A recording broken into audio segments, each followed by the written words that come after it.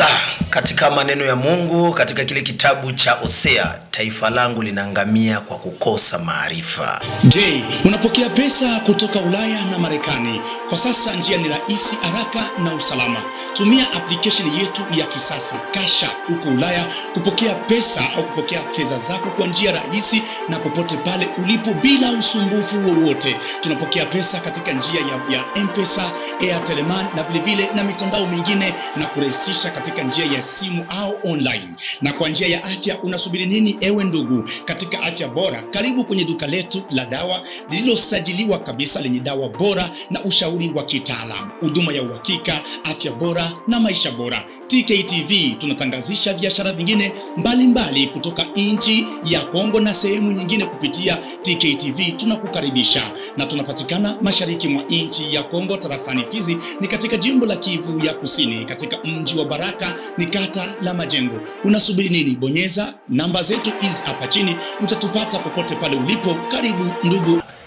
Yesa, Tukutane TV moja kwa moja tumeungana ili tuweze tusaidiane kuweza kufafanua na kupambanua na kuweza kukuongezea maarifa. Ukiwa tu unapenda kutazama TKTV Baraka, basi maarifa lazima yaongezeke. Juma J Masuku, kwa nyuma kamera ni Pepe Wilonja. Niko na mwaliko wangu wa siku, namkaribisha. Karibu na unaweza kujitambulisha. Asante. Ndio. Naitwa John Kamlete Mbenga. Mtangazaji na mwangalizi wa TKTV Baraka. Asante sana. Siku ya leo tutakuwa na uchambuzi ndugu John, ambazo katika kipindi chetu kitaitwa leo katika siasa za Sud-Kivu. Yani ni Sud-Kivu leo. Na katika hiyo tutakuwa na kichwa cha neno ambacho kinasema kwamba kumefanyika mjadala wa mazungumzo wa kamanda wa SNPCC mzee William Amuri ya Kutumba ndani ya chumba cha vijana hapa mjini Baraka. Ilikuwa tarehe 12 mwezi huu wa 5 mwaka 2026 majira ya saa 9 kamili. Ilikuwa ni hapa mjini Baraka na tutakwenda kuangazia yale yote yaliyopitikana pale. Imani kwamba watu wetu wa Tukutane TV tulikuwepo pale na mwenyewe ulikuwepo katika huo mjadala, ulikwenda kusikiliza mwanzo hadi mwisho. Sasa zaidi ya yote tutakwenda kupambanua na kuchanganua kile ambacho kilichofanyika pale, na tutachukua ile mada ambayo ilikuwa katika ule mjadala na sisi tutajaribu kuichanganua kidogo. Mada ilikuwa nasema kwamba discussion sur les enjeux politiques du moment. Aidha kwa Kiswahili nasema kwamba majadiliano kuhusu changamoto za kisiasa za wakati huu. Na hii iliandaliwa na uongozi wa vijana ndani ya mji wa Baraka chini ya uongozi wa Maître Malembewe Cob de Gaulle, ndio waliweza kuandaa hii. Kisha wakasema msemaji wa siku ya leo na ambaye atakwenda kuchanganua hiki kichwa cha neno atakuwa ni mzee William Amuri ya Kutumba, kamanda wa SNPCC. Na alivyofika ni kweli watu walipokea na watu walikuwa wengi katika ukumbi huo, na alianza kupambanua yale ambayo alitakiwa kuchanganua siku hiyo. Lakini kuna makomantere zinasema kwamba mzee alifika na akaanza kwanza kudai muda, wakati watu wengi kwanza walikuwa pale kwa ajili ya kumfuata yeye na kumsikiliza yeye, lakini muda ulionekana kuwa mdogo zaidi sana. Alifanya tu saa 1:30. Aliingia ilikuwa ni saa 9 kama na dakika 25, na ilifika kama saa 10 kama na dakika 50, saa 11 kamili alikuwa ametoka na akalia muda watu waweze kumsamehe kwa hilo. Sasa hii majadiliano kuhusu changamoto za kisiasa za wakati huu, mzee alianza, lakini watu wengi wanasema kwamba hakuingia vizuri katika mada ambayo aliipanga yeye mwenyewe kwa ushirikiano na uongozi wa vijana. Ile ingesababisha watu wengi wapate kuuliza maswali yaliyo thabiti zaidi. Hakuingia vizuri. Na mimi kwa upande wangu nikaja nikakaa chini nikaangalia, labuda watu waliogopa kwa sababu hii ni mwanajeshi na wanajeshi walikuwa wamezingira pale. Labda kungekuwa maswali ambayo yangekuwa kidogo yale ya utata, labda kungekuwa na kitu chochote kile. Lakini uongozi wa vijana ulisisitiza kwamba watu wawe uhuru kuuliza kile kitu ambacho watakwenda kuongelea siku hilo. Lakini cha ajabu maswali yalitoka upande na upande, hayakukuwa yamelenga sana huu mjadala ambao ulikuwa hapa. Na mzee alivyoanza, alianza kuonyesha safari yake ambayo aliungana na mshauri wa rais ambaye alikuwa hapa. Waliungana kwenda huko kijijini Vibokoboko na kwenda kufanya mjadala huko na kabila la Wanyamulenge. Sasa ningependa tujue John Kamulete, kwa nini mzee akuingia sana katika hii mada ambayo alitoa mwenyewe, majadiliano kuhusu changamoto za kisiasa za wakati huu? Alianza kueleza safari yake ya vile gisi aliambatana na mshauri wa rais kwenda kijijini Bibokoboko. Kwa nini hakuingia katika hii mada? Asante. Mimi naona ni batu ni kutokuelewa. Wakati yenye alianza kuonyesha hizo changamoto, hiyo alileta kwanza ile mada. Ndio. Mada inasema majadiliano kuhusu changamoto za kisiasa za wakati huu. Discussion sur les enjeux politiques du moment. Wakati watu wanasema majadiliano, ilikuwa wakati ya kila mtu yuko naleta point de vue yake. Kila mtu yuko naleta hoja yake. Ndo tunaifanyizia uchambuzi. Ni majadiliano. Haikukuwa ni swala la jibu na swali, au tuseme swali na jibu. Wakati tunasema ile swali na jibu ni kutaka kuonesha ilikuwa ni wakati wa watu wote waje wafike mle ndani na kuanza tu kumzee ya kutumba maswali na mzee ya kutumba alete majibu. Hapana. Tulikuwa tuko naenda kujadiliana paraporo ya changamoto za siasa za wakati huu. Kwetu sisi huu wakati ni wakati wa vita. Tumeshasumbuliwa sana. Ukisikia habari za vita Kongo ni takriban miaka 30 na hivi tunatafika 31. Ndio. Sasa utaona ile wakati alianza kuonesha safari yake ya kutoka mjini Baraka kwenda kijijini Bibokoboko. Inaendana na zile changamoto za siasa za leo. Fafanua vizuri hapo, watu wapate kukuelewa. Sasa hivi inaendana kivipi? Ndio nataka kuonyesha kidogo changamoto kubwa sasa hivi. Ni yenye ilikuwa na yenye ilikuwa inafanya hawa watu wa M23 kwenda kuitia kwenye maongezi yao, ilikuwa kwamba huku ya kutumba anaua Banyamulenge. Ananyanyasa. Yeye ni muuaji wa Banyamulenge, hataki kuwaona, hataki kuwasikia. Ndio. Yaani akifika fasi kwenye huko Banyamulenge ni hapo akifika ni kuua. Na kwa kuonyesha wale watu kama afati kabila, yaani agombani vita vya ukabila, ya kutumbalingia mpori kugombania udongo wa mababu zake. Ndio. Akwenda mpori kugombana na kabila fulani. Mubembe, ya kutumbani Mbembe. Mubembe akigombana, akiingia ngambo ya kunyang'anya udongo wa Kongo kupatia wageni. Ni enemi wa ya kutumba. Ni enemi wa Wakongomani. Ni hiyo ndo misho ya kutumba, kwenda mpori, kwenda kugombana. Alikuwa anagombana na wanyang'anyaji wa udongo ambao tumeachiwa na mababu zetu. Ndio.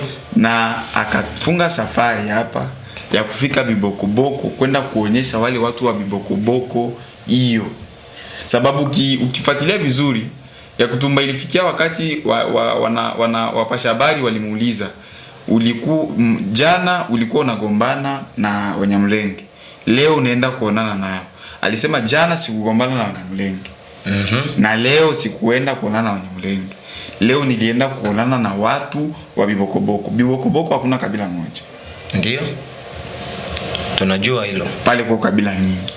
Na ukiona sasa tukirudia kwenye mada yetu, ni changamoto gani tunapitia wakati huu wa vita? Labda angeambia watu jamani, tuna mjadala, nitakuwa na maneno ambayo nitaongea yale ambayo nilikwenda kwenye ziara na mshauri wa rais. Labda hiyo watu wangeelewa vizuri, lakini hapa yani kwa kuonyesha watu kwanza kwa kuonyesha watu zile changamoto. Ile safari inaingilia kabisa zile changamoto. Hapo ndio tunataka tuelewe vizuri sababu gani, okay. Changamoto ni gani yenye tunaweza kusema moja wala mbili yenye tuko tunapitia kwa huu wakati. Kwanza ni wale watu wa M23 kusema eti wanapigana kwa sababu wao ni wanatetea peuple minoritaire. Tukienda Mkongo, peuple minoritaire ndo banani. Sawa? Ndio.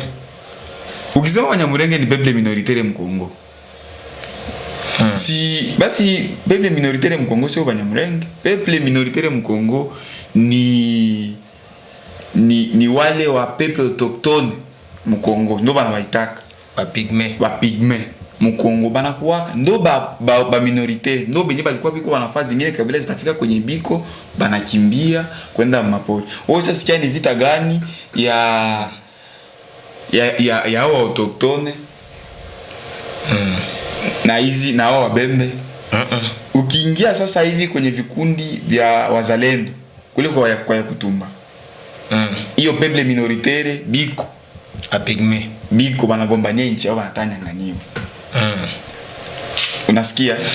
Turudi hapa John, hii safari na hii mada inaingilianaje?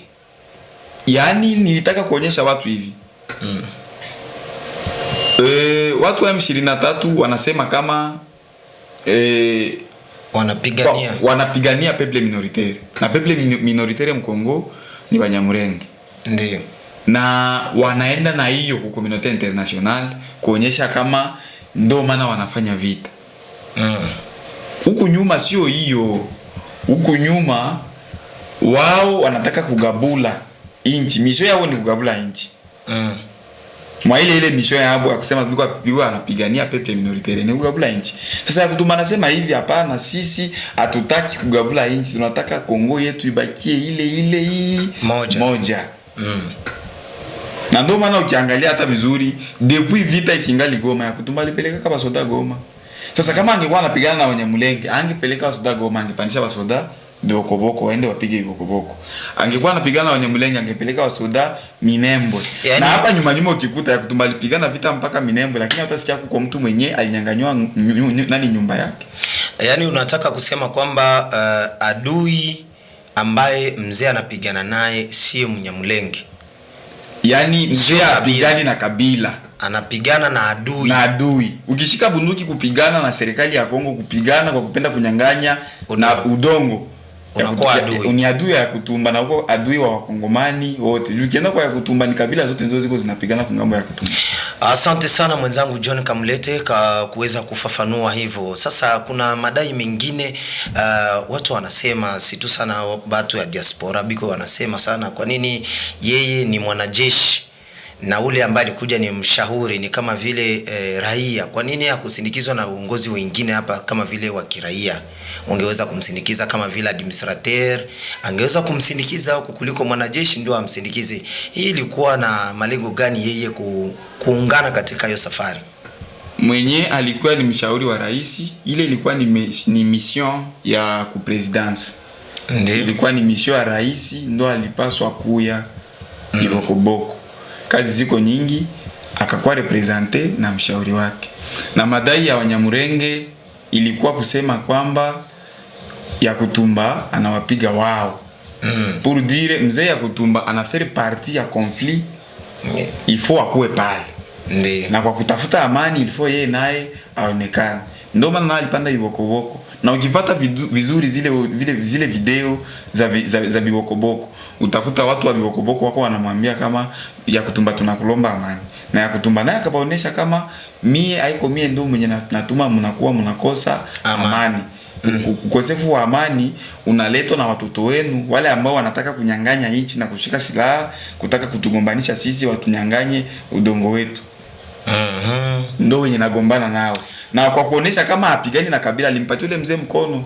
Wewe unaweza patia enemy wako mkono. Asante sana, lakini kuna watu wa diaspora ambao wanakuwa wanaleta audio na kukomante vitu vyenye abafahamu mzuri. Par exemple, hiyo voyage ilikuwa mal commenté surtout sana na watu wa diaspora. Ya kwanza watu wa diaspora hii vitu viko vinapitikana huko. Ndio. Bia mingi nao bana accentuer mwavyo. Bali toka huko banaenda mkambi. Bali kimbia vita. Ile vita ilikuwa ina opposé ngambo mbili. Ndio.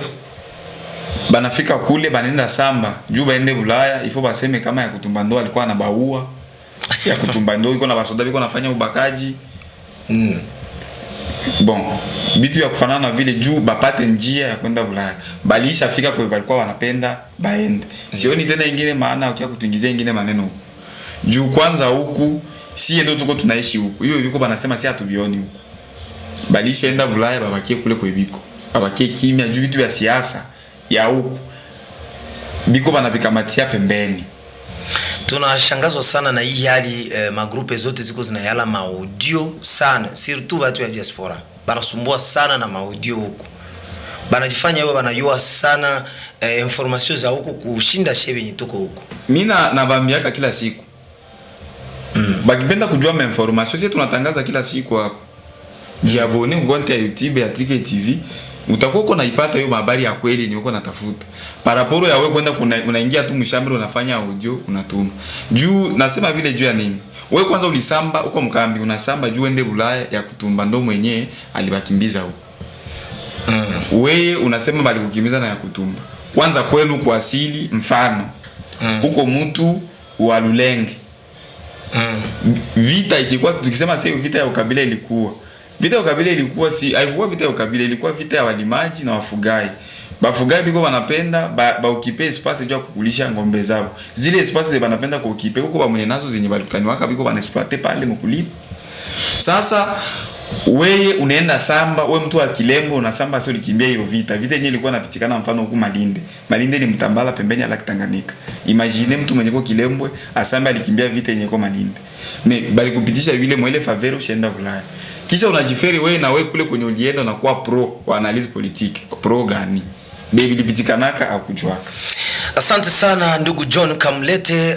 Tunawashukuru kwanza wadhamini wetu wa Ticket TV Baraka ambao ni Ticket TV Pharmacy pamoja na Cash App ambao wanatuwezesha sisi kuweza kufikisha matangazo yetu popote ambapo mnatufuata. Ili kwa kumalizia, kuna swali ambalo aliweza kuulizwa mzee ya kutumba katika ule mjadala ambao ulifanyika, na usisahau mpendwa mtazamaji kwamba kichwa cha neno ni ile neno ambayo tunakuwa nayo katika mjadala, changamoto za kisiasa za wakati huu, ambayo ilikuwa imesimamiwa na uongozi wa vijana ndani ya mji wa Baraka. Ikatolewa maneno zaidi na mzee ya kutuma. Kuna swali ambalo walimuuliza, kisha haya yote kuna watu ambao wamejitolea kushika bunduki ili kupigana, vijana ambao wanaitwa kwa sasa ni wazalendo, wameshika bunduki ili kuweza kupigana. Walimuuliza swali, kisha haya yote, kwa sababu kinachokuwa na mwanzo lazima kiwe na mwisho, wazalendo watakuwa na nafasi gani? Je, watarudi porini? Je, watabaki kuishi na sisi kama tunavyoishi nao ama aje? Hilo swali mzee alijibu tu kwamba acha kwanza tumalize kwanza shida ambayo tuko nayo, hayo mengine ni ya kesho, kama nilivyomsikia vizuri. Je, hii swali inabidi watu waanze kuelewa vizuri uko mbele kuko nini zaidi sana? Ndugu Johnny, labda ungetusaidia kufungua ya maneno ya mzee hapa. Na mimi nitakujibu kwa swali fupi tu. Ndio. Pale kuwanja wenu, pale kuparsele yenu, ndio mko na maborne. Jirani anakuya, ile borne anaijua, anakuya mpaka ngambo ya ndani ya uwanja wenu. Anaanza exploiter pale. Kisha wewe unakuya unagombana na ule jirani arudie. Wakati ule jirani atarudia, utamwambia baba yako akulipe. Najua nilikuwa napambana kwa ajili ya uwanja wetu kwanza, ili tuweze kurudisha vizuri mikononi mwetu. Sawa. Umeshajibu. Sasa na kwa hiyo wazalendo hawakujitolea juu ya kulipwa. Wamejitolea juu ya kugombania udongo wao. Ni zamiri sasa kwa mzazi. Asa niko na biana benye nilizala, usikuye ukikia kwangu hivi banashimamaka. Ndio. Na ni banadamu nao. petit courage ile tu. Na kwa kuelewesha watu vizuri, wazalendo haiko tena ile kizalendo ya zamani. Sasa hivi wazalendo ni structure ya serikali, inajulikana, iko na maofisi ku nationale, ku province, mpaka kushuka kwa territoire, biko na ofisi zao. Ndio Kimeisha kwa kitengo cha serikali. Yaani ukitaka uzalendo ni kazi sasa hivi. So ule uzalendo wa zamani. Asante sana mpendwa mtazamaji. Katika maandiko ya Mungu katika kile kitabu cha Waebrania wanasema kwamba tafuteni amani na watu wote. Na imani kwamba hapa tumeongea kilichokuwa cha msingi na yale ambayo alikuwa amesemekana huku na kule, audio nyingi na video nyingi na sauti nyingi kutumikwa kusema kwamba kuna kuwa na vitu ambavyo vinaendelea visivyokuwa sawa. Na imani kwamba ndugu yangu John, mtangazaji mwenzangu, ameweza kufafanua kiundani zaidi sana kuhusiana na mjadala ambao uliendeshwa katika ukumbi wa vijana ndani ya mji wa Baraka, naye mzee Yakutumba, na yote ambayo alikwenda kuyaongelea na yote ambayo alikwenda kuyasema na maswali yote ambayo alikwenda kumuuliza. Nimani kwamba utafuta video zetu za hapo nyuma, tulikwenda kuposti hiyo kwamba yalikuwa ni sahihi, ni katika kile kitabu cha Waebrania, tafuteni amani na watu wote. Ndugu John, neno lako la mwisho, ningependa labda uangazie kidogo, labda tunaanza kuona matunda yameanza kuzalika, kwa sababu siku ya jana tumeona kabila la Wanyamulenge, ni miaka 5 sasa, hiyo tutakuja kuchambua baadaye. Miaka 5 sasa wameonekana katika soko ndani wa mji wa Baraka, wameemea, na hawakuwa wamechungwa na mtu, hawakuwa wamechungwa na askari, waliemea kama raia wa kawaida, wakaemea, na hakuna raia aliyehuzunika wala kuweka fujo, na wakarudi kama kawaida. Unakuwa na neno gani hapa la mwisho zaidi? Ya kwanza kwa kuonesha hiyo matunda hiyo ya kutafuta amani.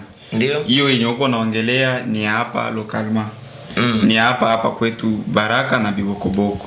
Lakini huko nje utaenda kuona kwamba hata ile nguvu ya serikali kwa hiyo madai ya M23 kwamba wanapigania wale watu ambao ni kabila ndogo, kwa sababu ukifuata hata video zingine kwenye maredio zingine na TV zingine hao ndugu zetu Wanyamulenge walikwenda kujiatake contre ule mshauri wa rais. Pourquoi? Parce que ni wa kabila lao.